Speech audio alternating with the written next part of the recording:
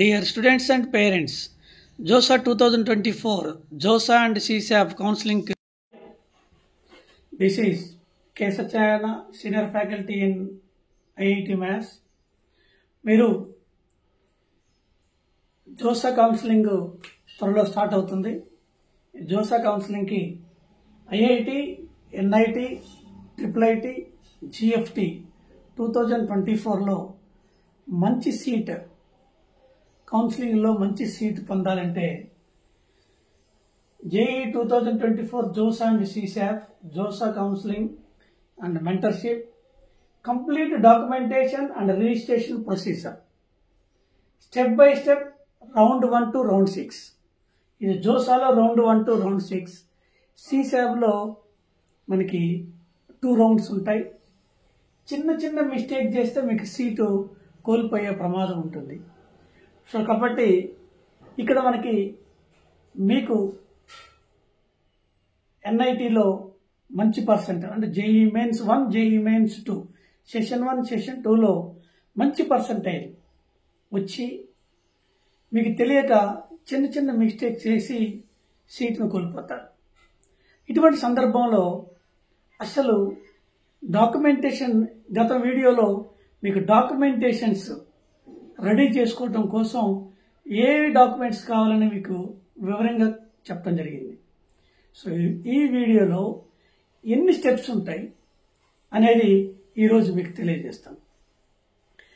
ఈ స్టెప్లో చిన్న మిస్టేక్ చేస్తే మనకి ఈ చిన్న మిస్టేక్ చేసినా కానీ సీట్ వచ్చే అవకాశం లేదు. 2004 జోసా అండ్ సిసాప్ రెండు ఉంటాయి. IIT, NIT, triple GFTIs, JoSAA counselling and mentorship, complete documentation. So documents ఏ విధంగా ఉండాలని మీకు చెప్పడం జరిగింది. రిజిస్ట్రేషన్ ప్రొసీజర్ ఎలా ఉంటుంది అనేది ఈరోజు చెప్తాను. Step by step, round 1 to round 6. So only జోసాకి సంబంధించింది ఇది ఈ విధంగా ఉంటాయి. సో ఈ జోసాకి సంబంధించిన ఈ కంప్లీట్ డాక్యుమెంటేషను ఇది మొత్తం కలిసి ఏ విధంగా మనం కంప్లీట్ చేయాలి అనేది ఒకసారి చూసుకున్నట్లయితే, సో మెంటర్షిప్ అనేది మీకు ఒకసారి జేఈ 2000 జోసా అండ్ సిసాబ్లో స్టెప్ 1 ఎలా ఉంటుందంటే రిజిస్ట్రేషన్ అండ్ పేమెంట్. అంటే రిజిస్ట్రేషన్ ఫీజే, ఓన్లీ రిజిస్ట్రేషన్ చేసుకోవాలి. అంటే మీకు వచ్చిన ర్యాంక్ని బట్టి రిజిస్ట్రేషన్ చేయవలసి ఉంటాయి. This is K Satyanarayana, senior faculty in IIT maths. So త్వరలో మనకి జోసా కౌన్సిలింగ్ అండ్ సిసాబ్ అనేది వస్తుంటుంది. ఈ జోసా కౌన్సిలింగ్ ఏ విధంగా మీరు ఫాలోఅప్ చేయాలి, సో ఈ ఫాలోఅప్లో కంప్లీట్ డాక్యుమెంటేషన్ ఎలా ఉంటుంది, అట్లా రిజిస్ట్రేషన్ ప్రొసీజర్ ఎలా ఉంటుంది, స్టెప్ బై స్టెప్గా జోసాకి 6 రౌండ్స్ ఉంటాయి. ఈ 6 రౌండ్స్లో మీరు ఏ విధంగా పార్టిసిపేట్ చేయాలనేది ఇక్కడ మీకు కంప్లీట్గా చెప్పడం జరుగుతుంది. మీరు చిన్న మిస్టేక్ చేస్తే సీటు కోల్పోయే ప్రమాదం ఉంటుంది. మంచి పర్సంటేజ్ వచ్చినప్పటికీ సీట్ రాదు. ఎందుకంటే మీకు చాలా విషయాలు తెలియవు. సో తెలియని దానికి మీరు అప్పుడు ఎవరు అడిగినా ఏం చెప్పరు. అక్కడ కరెక్ట్ ప్రొసీజర్, కరెక్ట్గా అయిన సమాధానం ఎవరు మీకు ఇవ్వరు. అలాంటి సందర్భంలో మంచి ర్యాంక్ వస్తుంది, మంచి పర్సంటేజ్ ఉంటుంది, కానీ సీటు సంపాదించుకునే అవకాశం కోల్పోతారు. సో సిసాబ్కి వచ్చేసి ఐఐటికి సంబంధించింది ఉండదు, ఓన్లీ ఎన్ఐటి, ట్రిపుల్ జిఎఫ్టీలో మాత్రమే ఉంటుంది. 2 రౌండ్లు ఉంటాయి. అంటే దీన్ని జనరల్గా మనం స్పాట్ లిస్ట్ అంటాము. సో దీంట్లో కూడా తెలివిగా వ్యవహరిస్తే ఖచ్చితంగా సీటు సంపాదించుకునే అవకాశం 100% ఉంటుంది. మా గైడ్లైన్స్ కంపల్సరీ కాబట్టి, మా గైడ్లైన్స్ కావాలంటే మెంటర్షిప్ అనేది కంపల్సరీగా కావాలి. సో మెంటర్షిప్ ఎవరైతే తీసుకుంటారో వాళ్ళకి మేము కొన్ని గైడ్లైన్స్ ఇస్తుంటాం. ఆ గైడ్లైన్స్ ప్రకారం మీరు ఫాలో అయినట్టయితే 100% సో మీకు సీటు వచ్చే అవకాశం ఉంటుంది. ఎలా అంటే ఇప్పుడు ఈడబ్ల్యూసీ కానీ, ఓబీసీ కానీ, జనరల్ కానీ, సో 98% కొంతమందికి వస్తుంది. తెలియక చిన్న మిస్టేక్ చేశారనుకోండి, ఎన్ఐటీలో సీటు ఉండదు. సో జోసాలో ఫస్ట్ స్టెప్లో రిజిస్ట్రేషన్ చేయవలసి ఉంటుంది. రిజిస్ట్రేషన్కి జస్ట్ ఒక 600 400 రిజిస్ట్రేషన్ ఫీజుని ఉంటుంది. సో ఒకసారి ఆ ఫీజు కూడా ఉండదు, జస్ట్ ఓన్లీ రిజిస్ట్రేషన్. స్టెప్ 1 అంటే మీరు కౌన్సిలింగ్కి రిజిస్ట్రేషన్ స్టెప్ 1లో చేయవలసి ఉంటుంది. సో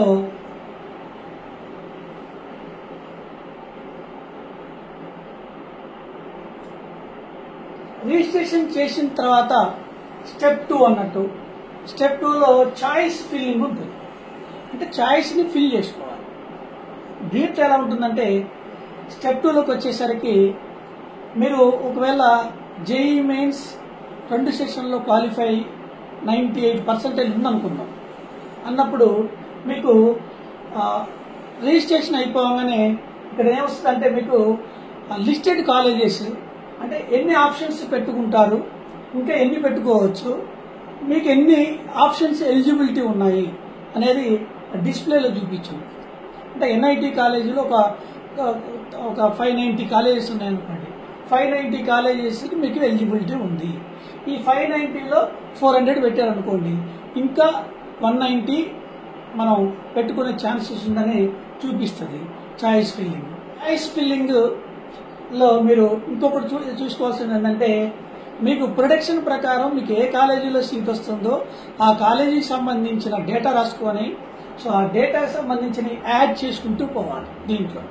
సో యాడ్ చేసుకుంటూ పోయి మీరు కనీసం అక్కడ దాదాపుగా మీకు సంబంధించిన మీకు ఏదైతే ఇంట్రెస్ట్ ఉందో మీ పర్సంటేజ్కి ఇంతకుముందు ఏ బ్రాంచ్లో వచ్చిందో ఏ కాలేజీలో వచ్చిందో అవన్నీ ఫిల్ చేసుకుంటూ పోవాలి.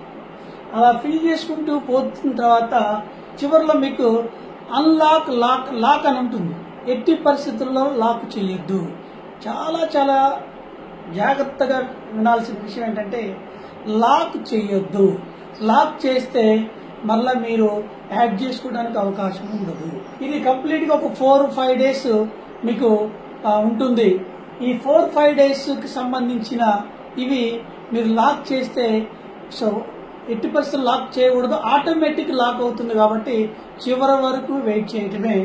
ఇక నెక్స్ట్ చూసుకున్నట్లయితే స్టెప్ 3 మార్క్ షీట్ అలాకేషన్.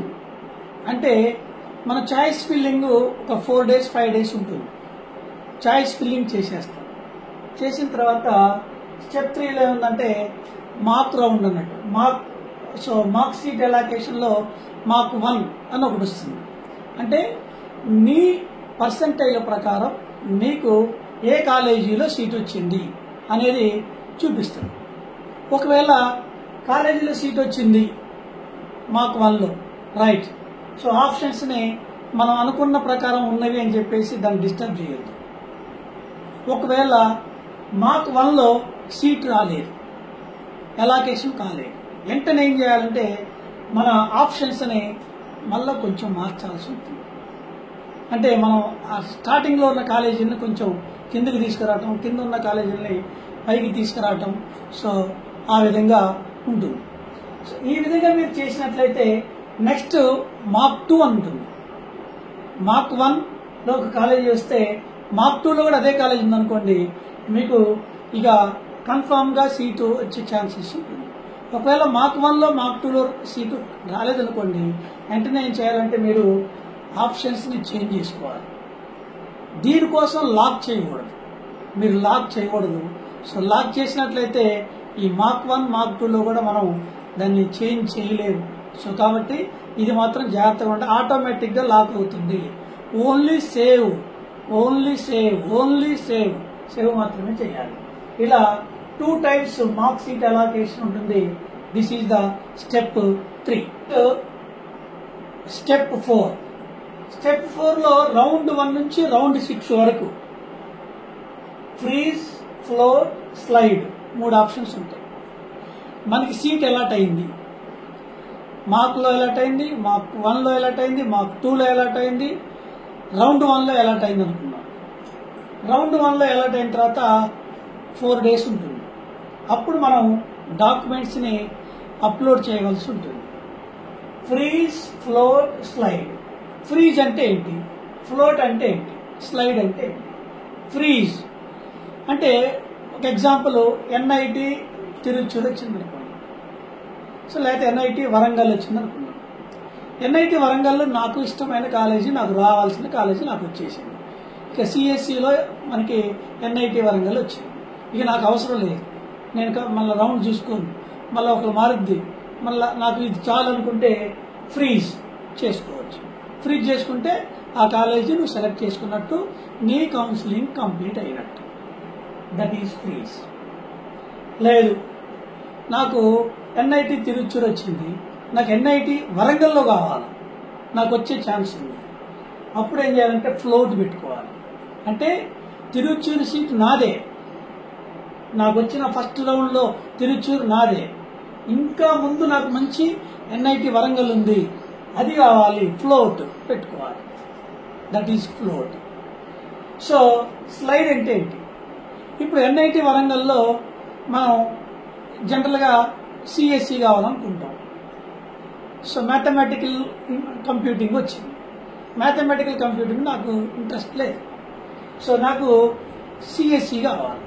అప్పుడు ఏం చేసుకోవాలంటే ఫ్రీజ్లోనే, అంటే ఫ్రీజ్ అన్నట్టు ఇప్పుడు అది స్లైడ్ పెట్టుకోవాలి. స్లైడ్ పెట్టుకుంటే ఏమవుతుంది అంటే అప్పుడు మీరు సో ఎన్ఐటి అదే కాలేజీ ఫిక్స్, మీకు బ్రాంచ్ మార్చడం కోసం, అంటే బ్రాంచ్ అనేది యాక్చువల్గా మీకు ఇంతకుముందు బ్రాంచ్ ఏంటి, మ్యాథమెటికల్ కంప్యూటింగ్, దాన్ని సిఎస్సి వచ్చే వరకు రౌండ్స్లో చేంజ్ అవుతుంది. That is slide.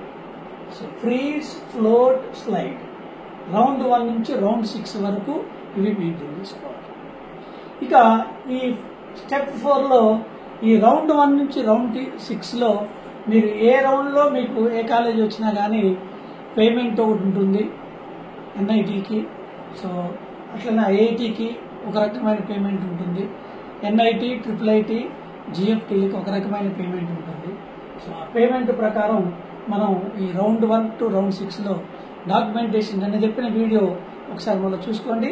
దాంట్లో డాక్యుమెంటేషన్స్ ఏం కావాలనో అవి మనకి కావాల్సి ఉంటుంది, అవి అప్లోడ్ చేయవలసి ఉంటుంది.